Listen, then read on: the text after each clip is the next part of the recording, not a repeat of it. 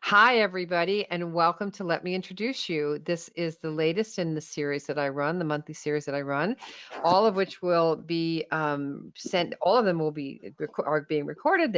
It'll get sent to you about 24 hours after we get off the call today. So you'll have a recording of this, and also go up on my YouTube channel. But mostly, I just want to say first, hi. It's wonderful that you're here. It's a beautiful day where I am, and I'm excited to do this because I have known Susannah Greenberg for a good long time, and I know how good she is at what she does. And she is going to talk to us today about book publicity, how it works, who does it, what to do about it. She's going to talk to you about how to feed and care for a good publicist and all of those good things. But before we get into all of that and who Susannah is and who I am, I want to make sure you can see and hear. So I need you to look in that questions box on your GoToWebinar control panel. Just tell me if you can hear my voice and see the screen. You won't see me, you won't see Susannah. Kristen, thank you. Jessica, thank you. Cynthia, oh, this is great. Everybody, terrific.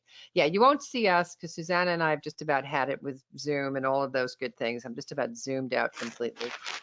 And I didn't want to put lipstick on today. I don't know. And but we're going to give you this because I love doing this and it's so fun. So good. Everybody can see, everybody can hear. Hi, Diane. I'm seeing friends of mine here. This is so great. So wonderful. All right. So what we're going to do is move the screen along. This is who I am.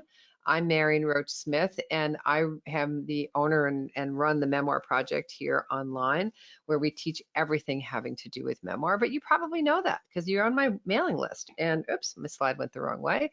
And I'm going to introduce now my friend Susannah Greenberg, who is the president and founder of Susannah Greenberg Public Relations. And she's been at this since 1990. Before that, she's been in the book publishing business as long as I've known her. She graduated from the Radcliffe Publishing Procedures Course in 1983, went on to work at Pantheon, Penguin, Random House, Cambridge University Press, M. Evans and Company, and Prentice Hall, Simon and Schuster, before founding her own publicity firm. And welcome, Susannah. I'm so glad to reconnect with you. How are you today? I'm great, and thank you for having me here, Marion. I'm delighted, always delighted to meet more writers and to reconnect with old friends, both. Well, it's wonderful. And I know that you know about writers because I know that you've been handling them for a good long time.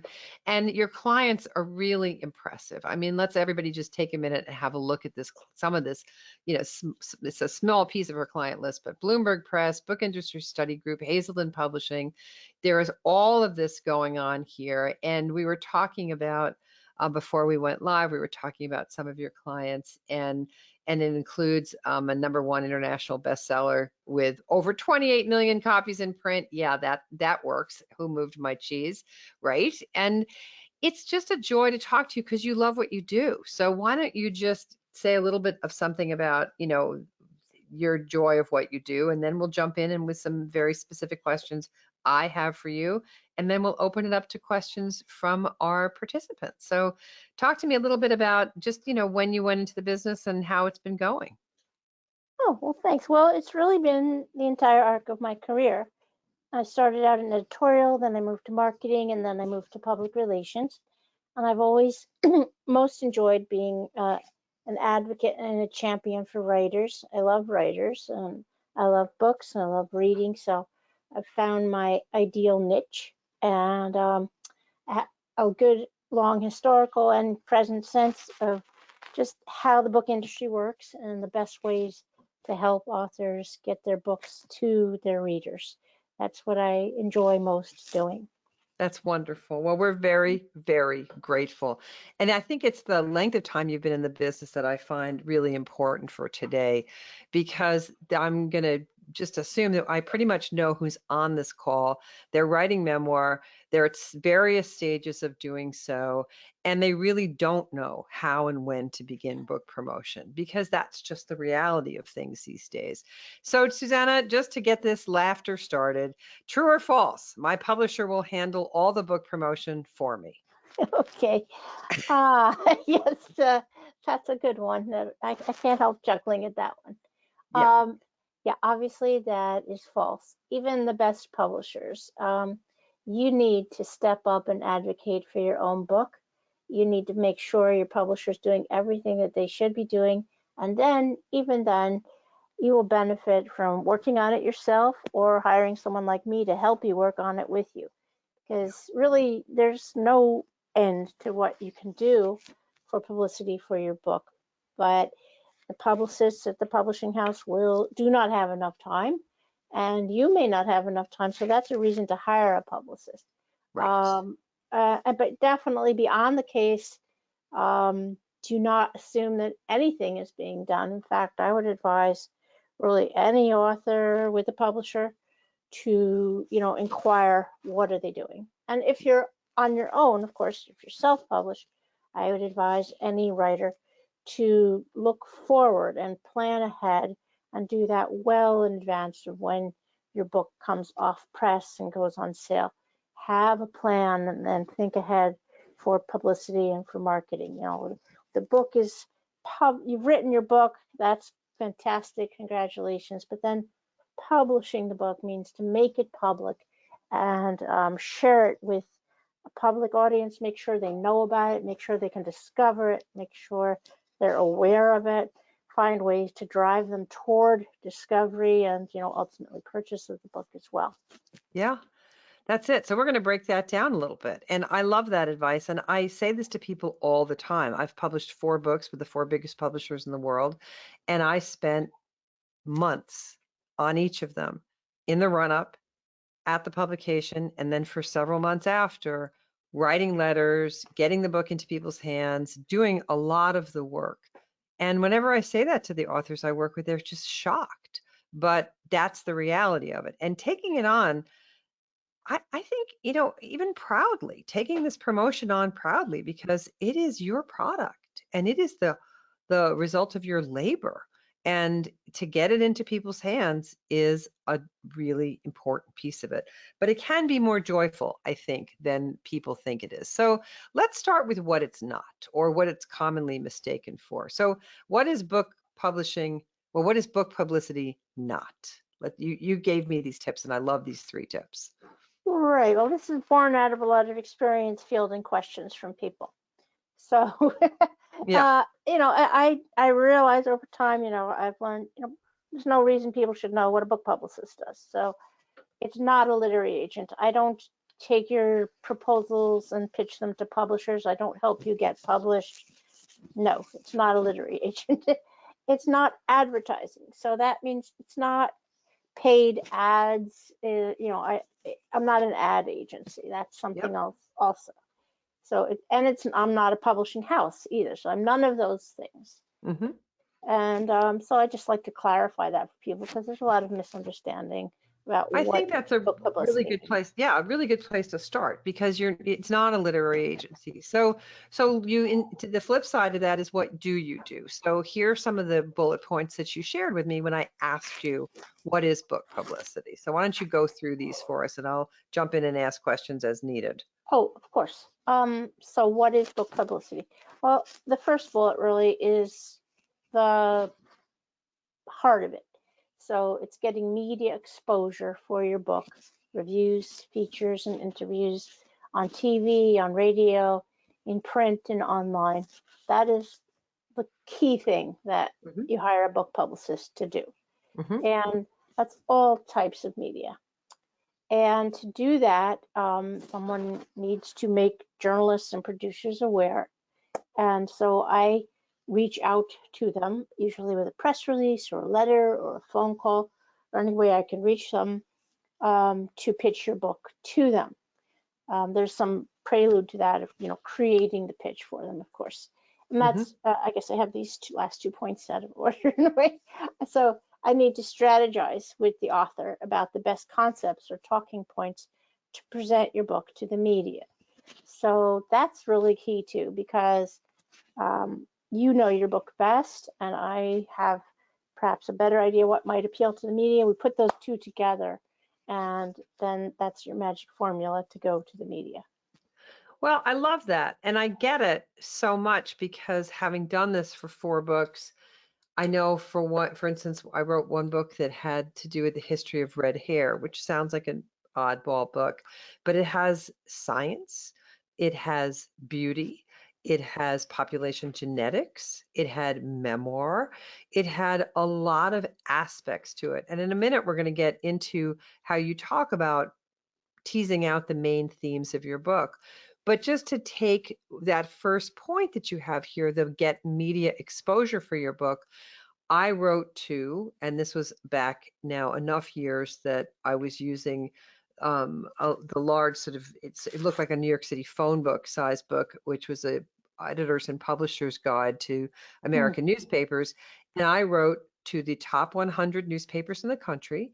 I wrote to their features editor a letter pitching my book. I also wrote to the science editor of all of them, pitching the book, and to the lifestyle editor. So in other words, those top 100 newspapers got 3 letters each, different editors. I made sure the editor, I was up to date on the name of the editor and the position of the person, but it was the idea of media exposure is not just sending something over the transom to the New York Times saying, read my book. It's finding the kind of exposure that you want in the various subdivisions of each form of media. So that media exposure can be a lot of things, right? Right. You're a natural born publicist, obviously.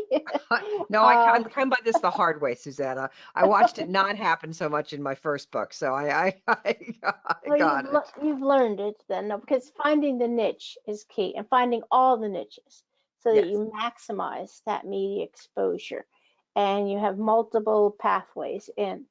So there's many ways to get that attention.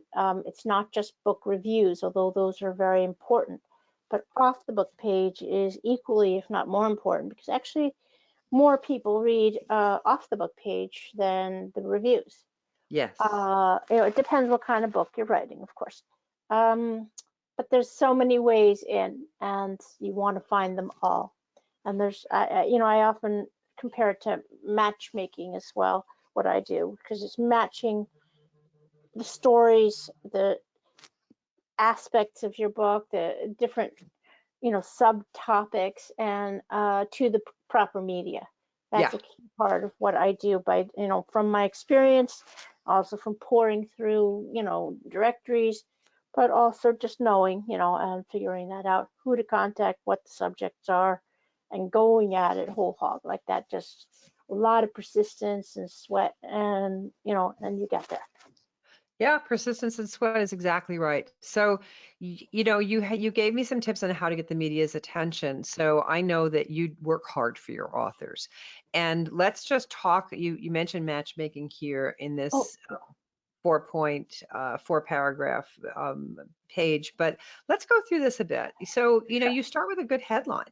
And, you say sometimes a good headline is built from the title and sometimes it isn't. So you're talking about writing a pitch letter or a press release here, right? Correct. And Mhm. so what do you do if the book title is indefinite, right? And not quite, and that's not, people come with their titles. It's not like you're going to retitle the book, but how do you get a good headline out of a book that maybe doesn't have a great grabby headline?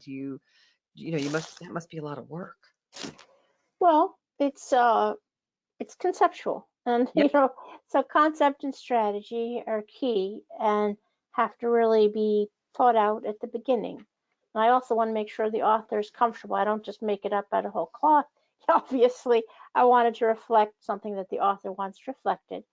But I I start by reading the book. I know that sounds very old-fashioned, but that is what I do. It's And wonderful to hear.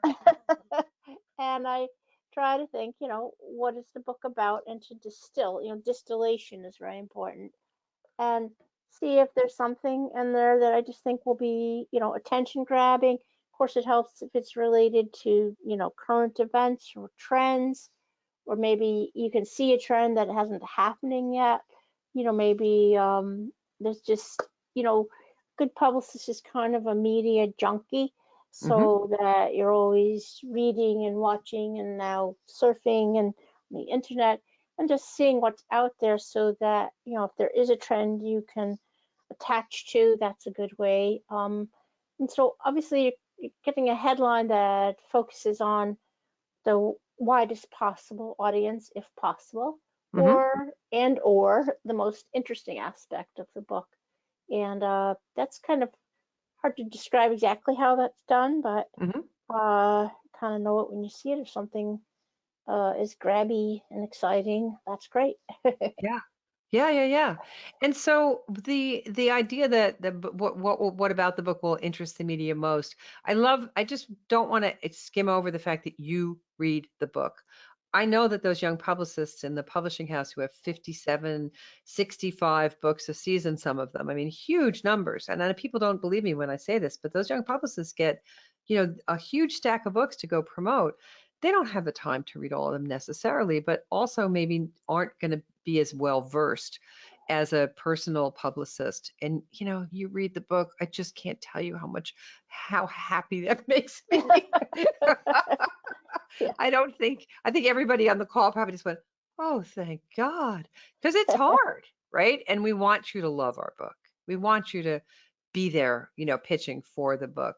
So talk a little bit about this idea of matching media to the book, the matchmaking. You just said you surf, you read, the gossip, who's doing what, but you really need to find, it's not just sending a letter to the New York Times, right? It's finding all the places that can get underneath this book. Correct.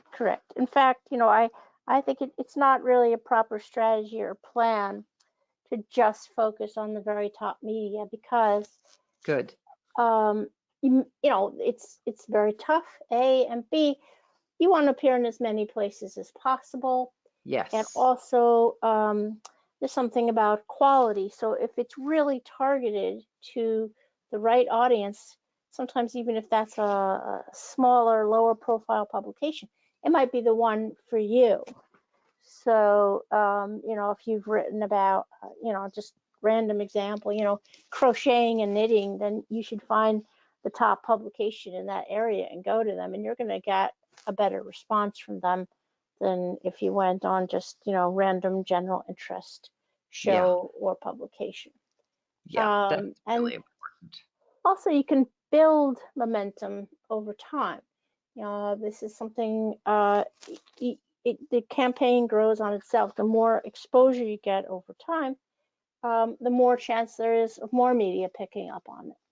Hmm. And so you build out and start, maybe everyone wants to just start at the top, but it doesn't necessarily work that way. You might build over time to bigger and bigger media outlets. Yeah. That's great advice. And I do think that with all of the outlets online, I was just doing research for a podcast episode, an interview I'm going to do tomorrow.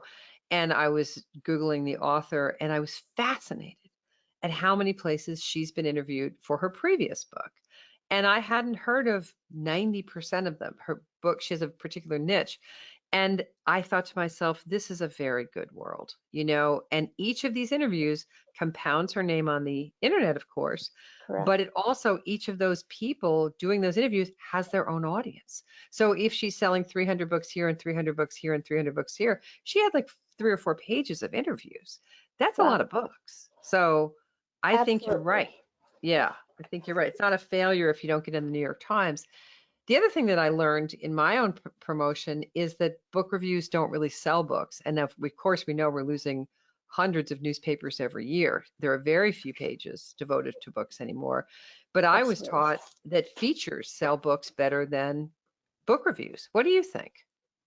I think that's true. It really depends which audience. So there are some, uh, I think book reviews are most important for getting into libraries, which are, Yes. that's a whole other subject. But uh, yeah, off the book page is clearly going to have a bigger audience. And because you're reaching out beyond just readers only, and you're reaching out to all those sort of subgenre, subtopics that we're talking about.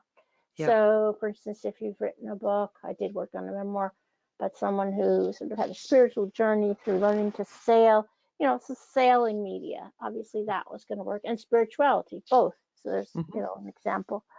Or, if a book is set in a certain era, you might, want to reach out to people who are interested in that historical era, or and so on and so on. There's many examples of that, but you know, it's way, there's so many opportunities off the book page, absolutely. And I think probably one of the best places to be, though, might be NPR. I think, you know, people think of TV or they think of the New York Times, but there's tons of radio opportunities still, and also now podcasts. Yep. So there's, you know, the media landscape has changed a lot. Some things are diminished, which I would say newspapers and magazines are having trouble. You know, the print publications and book reviews in particular are shrinking. Those opportunities are shrinking. So it's absolutely essential you look beyond that. And fortunately, many more new opportunities are now cropping up as well. So yeah, that's the upside. that's great. That's great. So we'll move on, but I think that really gives people a better sense of it. So what you told me the number one lesson in public relations, and it's plan ahead. So let's shine a little light on this. I know you say, and you say here you'll take a client at any time in the life of the book, but really, when would you optimally like to hear from an author on selling a memoir, for instance? So important. I cannot overemphasize this. A lot of authors are not aware that you really need to plan ahead. You need to roll it out, a launch. Like I said, I can jump in at any time, but I would optimally like to start at least 7 months, even as much as a year ahead. Why? Because top media, you know, magazines especially, have a very long lead time. Other, you know, we didn't talk about events, but, you know, booking events also has a very long lead time. And also you increase the chance of getting a booking in all the top media, the further ahead you work to book them. So you want to optimize your chances at all top media. You want to get into those media that have long lead times, and that's critical. So if you have like a brief window where the book is news and newsworthy also. Again, you can, especially if you're self-published or with a small publisher, you can keep working on it after. But optimally, it's the newsworthiness that helps you get the best publicity. So, you know, it's much better to say the book is coming soon than, or the book is new. That's much more interesting to the media and readers than I have an old book that came out a year ago. So, Right. you know, you want to have it fresh, new, forthcoming. You know, you can think about, you know, political campaigns or publicity that you might see for movies from Hollywood. It doesn't start the day the movie is out in theaters, and the politician doesn't start the day before the election. You have to wind it up and start like even as much as a year ahead. And so Such that, good advice. Such good advice. Such good advice. And I think that making those comparisons between other people who are in those competitive markets, politicians, absolutely. You know, you've just got to understand that you've got to plan this thing, and it helps enormously. The other thing that I find fascinating, we always have that like, oh my God, how did she know that was going to be the topic we were all going to be talking about? Now she wrote that book 3 years ago.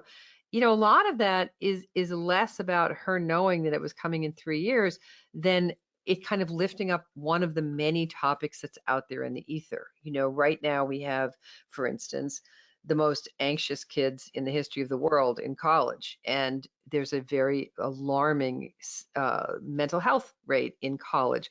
There's a tragically high suicide rate in children right now. And books about suicide, especially suicide having to do with children, were just about verboten for years and years. I was always told, well, you know, you can't sell that topic. This is a topic that we're talking about now. This is a topic that's in the news. It may not be the number one topic, but books like that lift the topic up and make you feel like she knew we were going to be talking about this when she sat down to write it. I always love that when an author kind of percolates up one of the topics that's in the news. You know what I mean? sure. That brings up another aspect that we may not have discussed in advance, which is if you have an expertise in any particular area, putting yourself out there as an expert is an excellent way to get booked. So Yep. if your book, as you just mentioned, if it's about a child's suicide or children's mental health, if that's a topic that's touched on in your memoir, absolutely put it out there that that's something you can talk about. And in fact, if you're, if the scheduling hasn't worked out for you for whatever reason, that's also a good way to jump in post-publication date if you need to jump in post-publication date. But the best thing is to have yourself out there ready, so when it comes up, you're Yeah. already out there as an expert who's available to speak on this topic. And again, you can Perfect. revisit that as it percolates up in the news, remind people that you're out there. You can say, oh, you may have seen this news story. Well, I'm someone who can talk about it, whatever Yeah. the topic may be. Yeah, no, it's perfect. So talk about a bit about the services that are included in book publicity. I don't think that people really know. So I made a punch list of the ones you mentioned, but go through it or add to it or however you'd like to do it. But I think this is far more vast than I ever realized. Oh, well, I'm glad this list has helped. Yeah, again, I always have to explain to people what I do because it's not obvious. I'm not generally, with the exception of today, I'm not the one in front of the camera or being interviewed. I'm behind the scenes trying to put my authors out there. So how does that happen? What do I do to make that happen for my authors? So as I, summarize it, media placements. So Mhm. that's the chief thing that I work on, getting you reviews, getting you features, getting interviews, getting you onto TV, radio, print, and online. And then, so that's the end result. And really then underneath are the various tactics and strategies for getting there. So I write press releases, very important. As we said, there's headlines, subheadlines, subjects. It's usually about 2 pages. The more experienced you are at that, the easier it is to do it. I have a good sense, I believe, what journalists and producers are looking for. That's key. Good writing skills are key.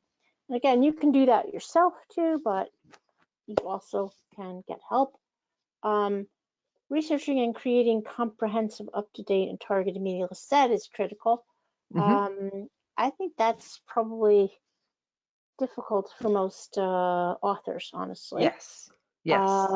because it's there's just a lot that goes into that, whether it's expensive databases but contacts and just overall, it's not just the information, but what to do with that information, how to sort it, how to prioritize it, and how to apply it and match it to your book.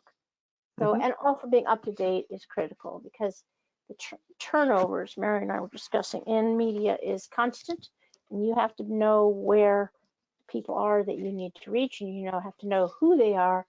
And I don't know if we said this earlier, but I think it's important that for books, you specifically hire a book publicist if you're going to hire a publicist, because it's a Yes. special set of contacts and skills and the arc of the timeline of it. And another kind of publicist, who just publicizes food or widgets or whatever, is not going to really understand that or know the right people. Yeah. Let's see. Really important. Yeah. Distribution of press releases. That's again, you can do it, but that's really like a tech issue. I can do that. I know how to do it in a way that gets through. That's also very important, as well as to the right people, attractive design, so forth. Mhm. Very important. It's kind of nuts and bolts stuff. I Yep. don't know if there'd be more questions about that, but that's basically what that is. Mhm. Social media, again, that's a whole vast topic in itself, but it is also properly a part of public relations. I feel like every public relations campaign now is also a social media campaign too. Yes. Yes, Um, absolutely. and that's also something the author needs to do. They may or may not want to do that themselves. They may rather outsource that to someone else like me, or just be coached through it. I've worked with authors both ways, doing it for them in their name with their consultation, doing it on my name, or, coaching them how to do it through their own platforms. So Good. I work with authors how they want to work on social media. Some of them don't want to do it, so No. Susanna, I, I, really? I They don't don't think want that to. they're, and I don't recommend that, get Yeah. into it, just push yourself in there because it's really important. And Yeah. it's a huge resource for you, really. And marketing. Although I said I don't do advertising, that's not 100% true because I do um, work on marketing and advertising as both online. I can do that for you. I can do that with you. There are other types of marketing too, like direct email, influencer campaigns, social media campaigns. There are both are called paid and organic forms of that. Some of them you actually, can buy advertising, but you can also just put it out there unpaid as well. And so I do all of those things. I also do basic website design for authors. I think it's critical that every author have a website. That's kind of your business card in space. You got to have it. That's your basic platform. You'll refer back to that in press releases, and it's just, I believe that's essential for discovery for authors. I agree. Yeah. And events, I do work on that as well. I find that I will work with you on any events you book. I can also try to book them for you. I do think events are important. Bookstores are very hard to get into, frankly, Yep. unless it's a local one that you have a relationship with or one that specializes in the topic that you're working on. It's not impossible, but it's difficult. And that's why I also recommend other types of venues. Libraries are great. You can just start with your local library. Again, harking back to what I said about planning ahead, all the events coordinators and managers, those are the people that you'd be reaching out to, have very long lead times in planning. So get the jump on that as soon as you're ready. Mm-hmm. But that can be a way, not necessarily, I mean, some places it's for sales, but also it's a form of public relations. So for instance, if you have an event at a library or a bookstore, they will do their own publicity, which adds to what you're doing, and that's a value too. So it's not just the event itself, but they put the word out to their own email list and their own local papers, notices, calendars. So it's great publicity in and of itself. So it really falls under sales and publicity, both. Mm-hmm. Consulting, strategy, and project management. This is something over time because I have experience in so many aspects of the book industry, from marketing to PR to editorial and also self-publishing. I've found that I have become a consultant and strategist in project management. So if people need help sort of navigating through, do I self-publish? Do I look through a publisher? Or even if they've chosen to self-publish, even though many self-publishing options are supposed to be do it yourself, they're really actually kind of daunting if you have no idea what you're doing and you might need help walking, somebody to walk you through that. Yeah. And I've done this for publishers too, for people who publish infrequently and just aren't that familiar with the book industry. So I've worked with authors and publishers on consulting strategy and project management, just seeing it through from manuscript to finished book to the marketplace. So I'm not a literary agent. I don't actually place things with publishers, but I do help you through the whole process once you're underway. Well, that's an exhaustive list, and I think it really helps people to understand what all you can do. I love the fact of these. My favorite is that you do coach uh, authors. So many people tell me I can't do it because I can't see myself promoting it. And I say, wait a minute, you mean you haven't written the book yet and you're already terrorizing yourself about the promotion? There's lots of lessons out there. There's lots of people who would help you would coach you through that, but I didn't know that a book publicist might be one of them. So that's a Yep. great answer. So I think this kind of was covered in that exhaustive list of what you do. But what else might you just say before we'll take questions in just a few minutes, but in terms of why to hire a publicist? I mean, obviously there's that beautiful laundry list of what we can do for you, but I mean, no, just to be really honest, you sound so friendly and approachable. And I'm thinking that's a really big piece of this. This is my product. And if it's a memoir, this is my intimate, vulnerable product, right? And I'm going to need someone to talk to about it. And so, can you speak to that a little bit? Can you speak a little bit to the personal aspect of having someone on your team like this? Oh, that's a good question. And definitely, I feel that I form a partnership and a collaboration with every author that I work with, Mm, and I feel like they need it. It's especially if you're new to it, but even experienced authors, it's can be kind of a lonely and daunting process, but it doesn't have to be. And you need someone to strategize with and to encourage you.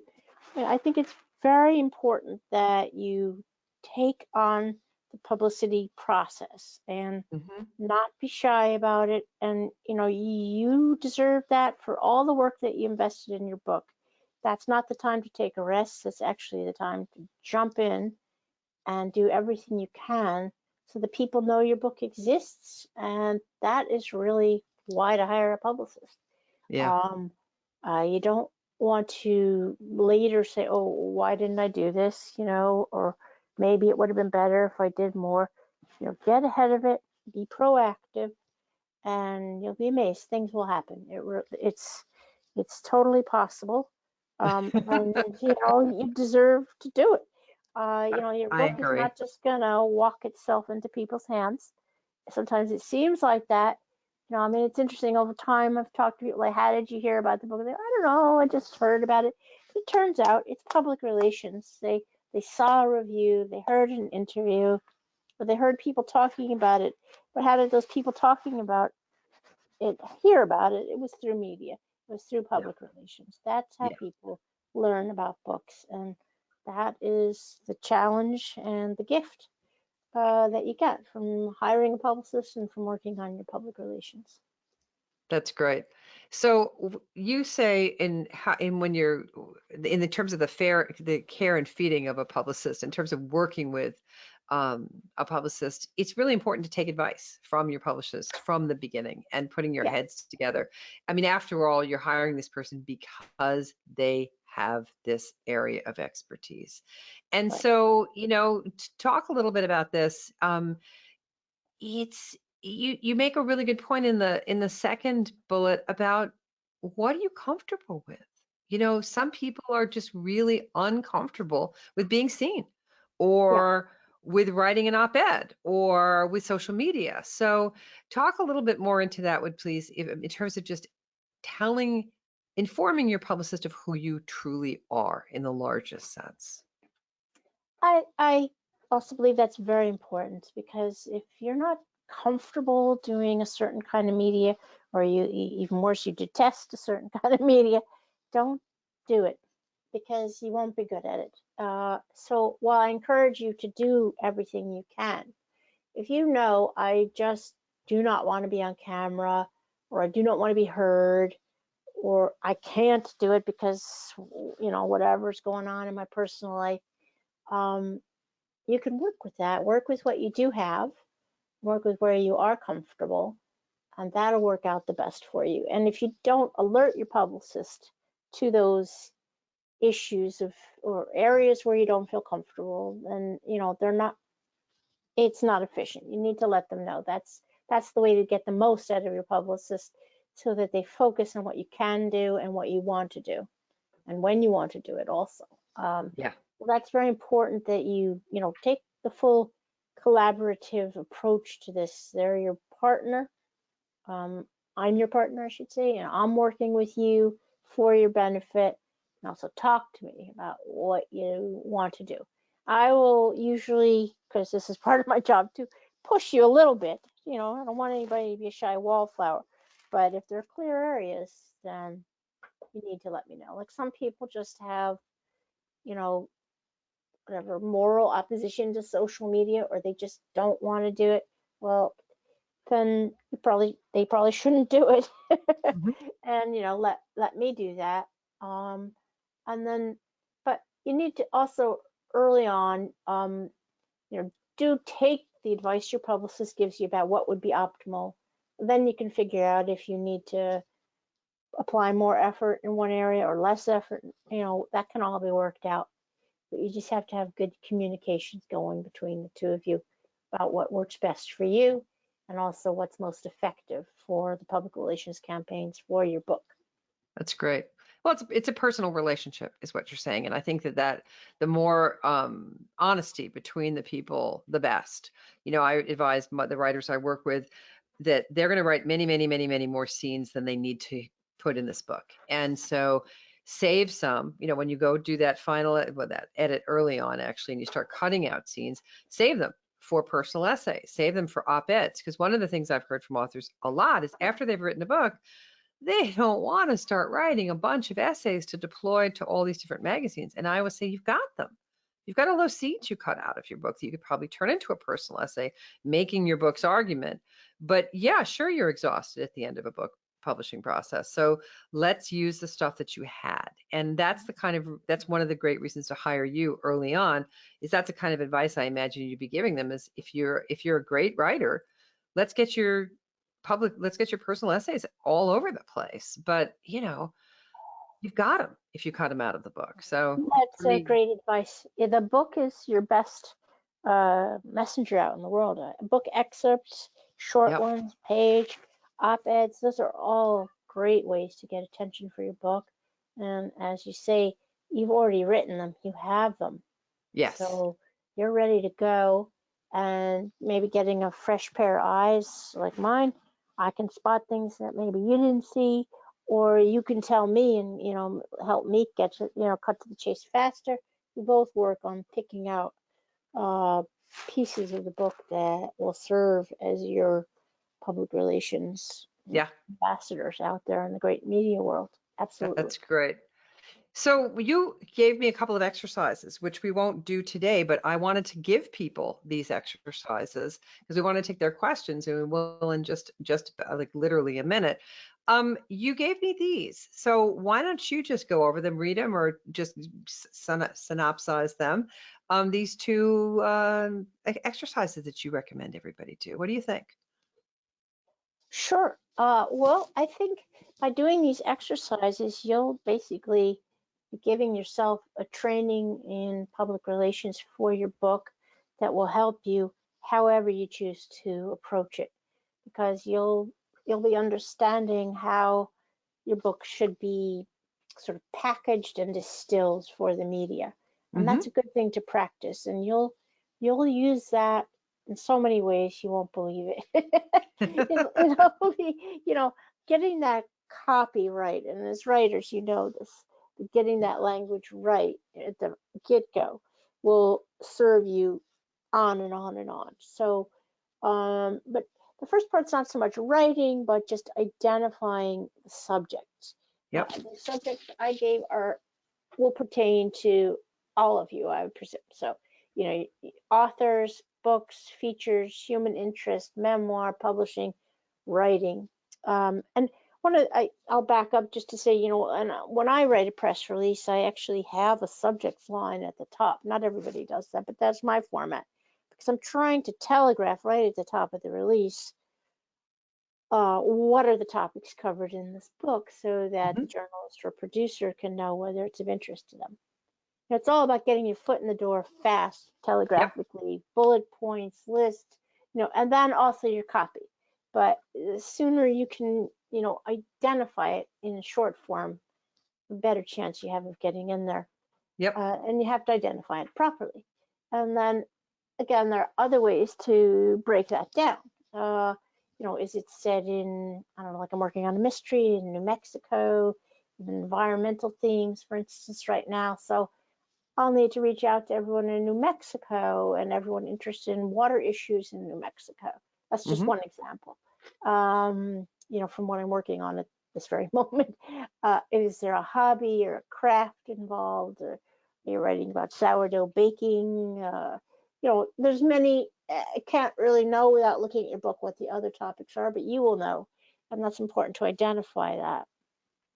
And there are also experiences. Is there a particular experience you were writing about, or interests such as religion or health, psychology? And you need to name, identify, and label all these things, and that gives you your handle, your foot in the door, your way to pitch. And then again, the lead of any article or press release, they're very similar, analogous practices, because when I write a press release, I'm in a way trying to emulate journalism so that they can envision what they would do with it, the journalists and producers. So when I write a headline, in a subline headline and the first paragraph of a press release, that's the most important part. And so without even writing the whole press release, if you can work on that piece and understand that that is the most read part and the most important part, again, you'll be prepared for media interviews, for appearances, for writing, for your websites, for book selling sites, for flyers, anything you do, you'll be ready if you already have it in your mind. You don't have to memorize it. Well, in some cases, you will actually be cutting and pasting copy. You'll also be asked off the cuff, "What's your book about?"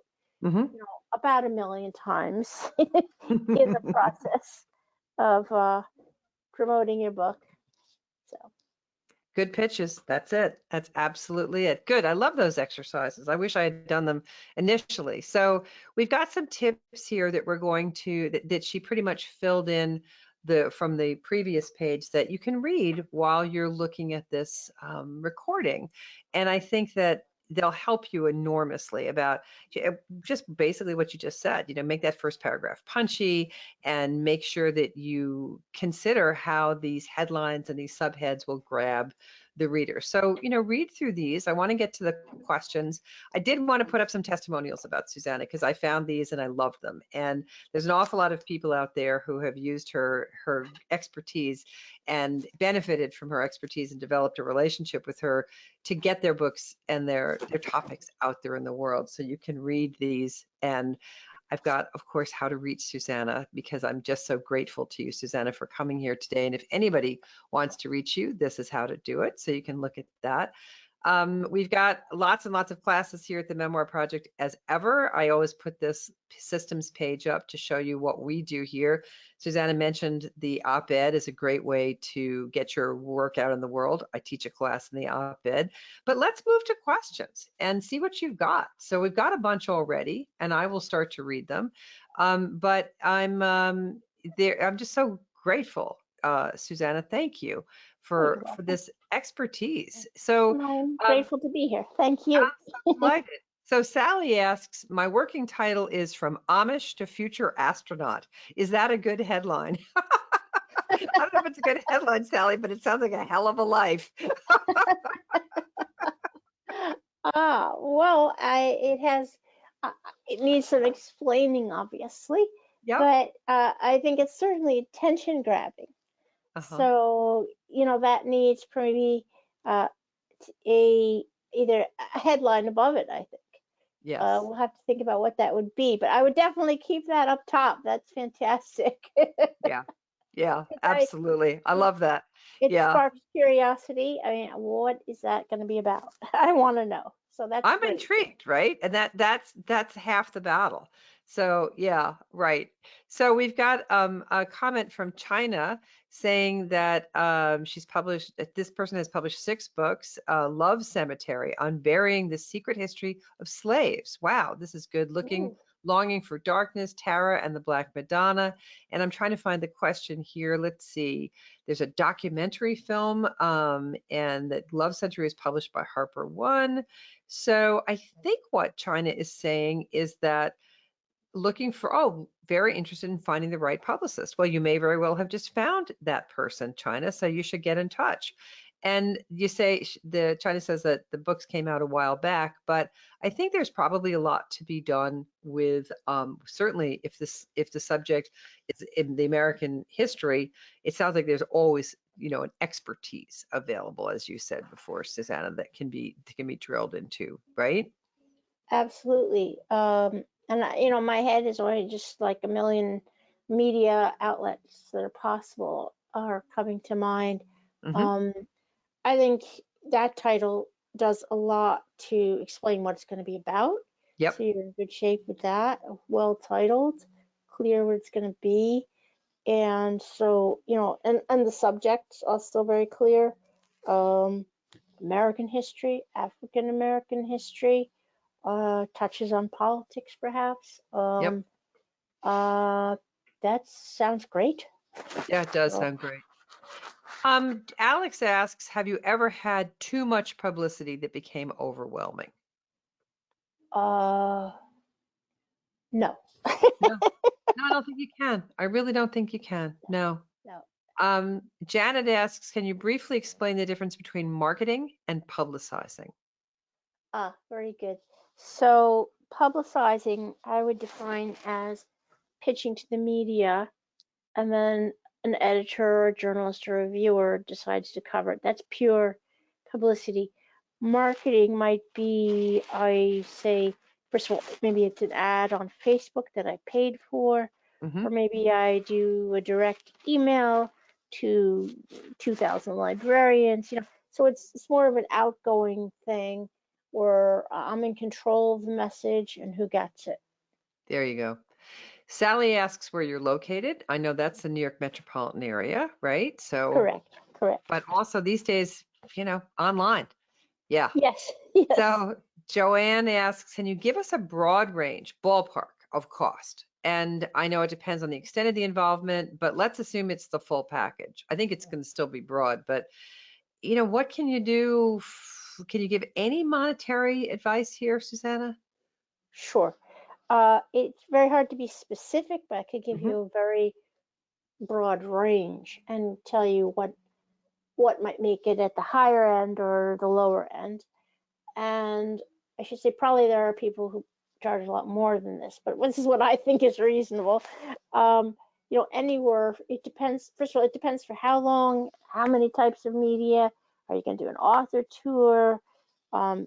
There's many factors, so it's um, hard to place an exact number, but you're talking anywhere from as little as, say $15 to $2,000 and as much as $25,000, which is quite a range, I understand.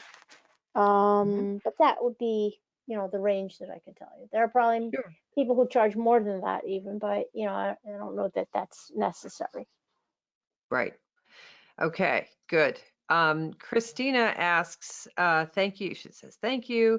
The authors I follow online all seem to do book tours involving travel and in-person book signings near and far.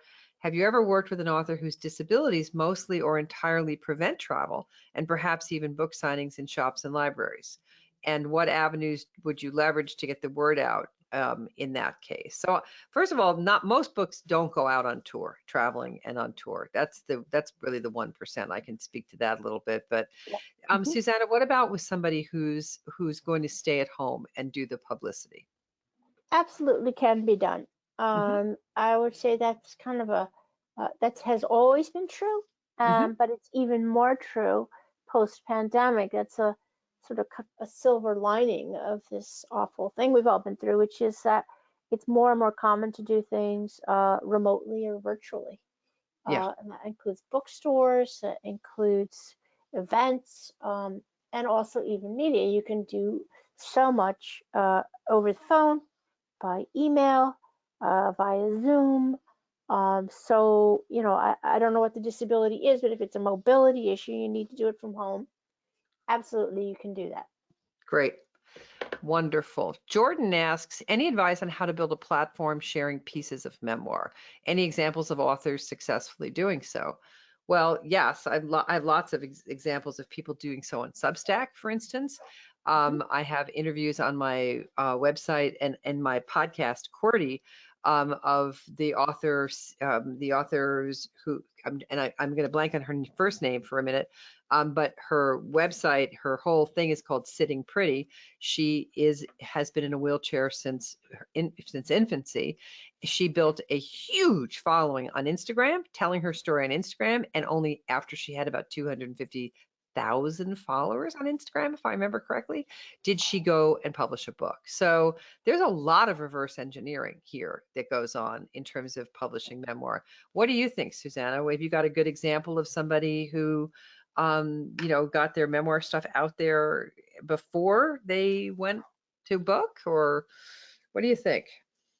Absolutely, it can work that way, and it can work after too to help build a following for your book. It can go in either direction, Yeah. and Instagram is great, Facebook is great for that, Substack, uh, websites, all good places to share content. Yeah. Um, and I think that's an excellent tactic, actually. Yeah. Yeah, I do too. I think about it. I've seen so many people start with Instagram, start with TikTok, and not Yeah. start and not go traditional publishing very, very successfully. Alex asks, let's see, what would make a title difficult to market? What should be avoided, considered while figuring out a title, subtitle? I teach a whole webinar on how to choose a title for your memoir. So Alex, keep an eye open because we do it regularly. But Uh, Susannah, I mean, some titles are just deadly. That's all. What do you think? yeah, that's a good point. I mean, the title and subtitle of your book should communicate what the book is about, and that's essential. Yeah. Um, and if there's any lack of clarity, it should be because you're trying to, create something new, create interest. It should be intriguing. But really, I'm a big proponent of making it clear and brief. It can't be too long. And as a publicist, I can't emphasize, and this will be true for the author too, how many times, when I'm talking with the media, the first thing you have to say is the name of the book. And if that communicates well, you're already in the door with the title. So, Yep. and it's also true, again, this is a whole other topic, but SEO, search engine optimization. You want optimally to have keywords that signify and relate to the topic you're talking about, so that when people are searching for a topic, they will find your book. That's Yeah. another reason to do that. And that's That's true for great. headlines too, as well. Uh, Hit those keywords. Hit those keywords. We should all get that little tattoo. Hit those keywords. Yes, Yeah. absolutely. Yeah. Edmund asks, do I need to finish my final draft before I start doing these publicity exercises? No, I would say no, not at all. Or should I start doing them before I finish the book and potentially change the book to make it more media friendly? Well, I'm not a great believer in changing the book to make it more media friendly necessarily, but let's write the book and see what you've got. But I think you can do these exercises anytime. What do you think, Susannah? You can do them anytime, but Yeah. it is important to finish the book, I would say. Yeah, gotta Put a finish the book. priority on that one. Tara asks how you decide to work with an author. That's a good question. Well, often they're referred to me, and Hmm. that's of course a good thing. But I want to be able to do something for them. Yeah. That's how, if I feel like I really can't, I will tell an author. But mostly I feel like I can, and that's what we discuss at the get-go. What can I do to help you? But if I feel like something is just not going to resonate with me, or that I just don't feel like it's ready for publicity, yeah, I will tell the person. And Yeah, good.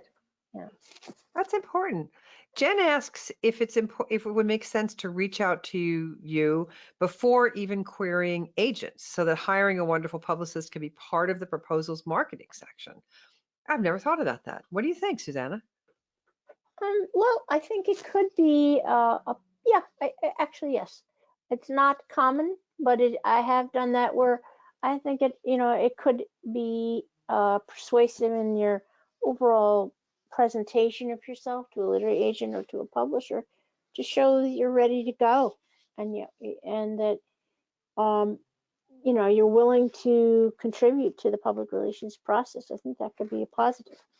Yeah. Yeah. I'm skipping through some of these questions because they've already been answered. Mhm. And so one of the things I'm going to do is put up, let's see, I'm going to put up Susannah's contact again because several people are saying, I missed the contact. So I'll get that. Let's end up with this question, though, before I go to the contact. Elizabeth says, I'm an indie publisher and recently published history memoir, and I have approached publicists, but they've declined me because they only accept clients who are traditionally published. Any advice where I can find a publicity person who accepts indie published clients? I didn't know about that distinction. Susannah, can you speak to that distinction? Do you handle hybrid, traditional, and indie, or just traditional, or talk to us a little bit about that? Sure. Well, I do handle independently published authors or hybrid. My criterion personally is, do I think I can get publicity for it, as I said, and I'll be very frank with an author about that. But I don't think that the media are as concerned about what's the publisher's name on the spine as do you have a good story. That's really what matters to me. Yeah. And as far as finding publicists who will not reject you on that basis, that's kind of hard to figure out, but you just ask. That would be what I would do. Well, that's So, fabulous and the perfect place to land. Thank you, Susannah. I learned a lot, and I'm so delighted to connect with you. And I know how good you are at what you do, and I'm just really, really grateful that you took the time out from your very busy day to talk with us today. Thank you. We're very, very grateful. Everybody, there's Susannah's contacts on the screen. You will get this recording.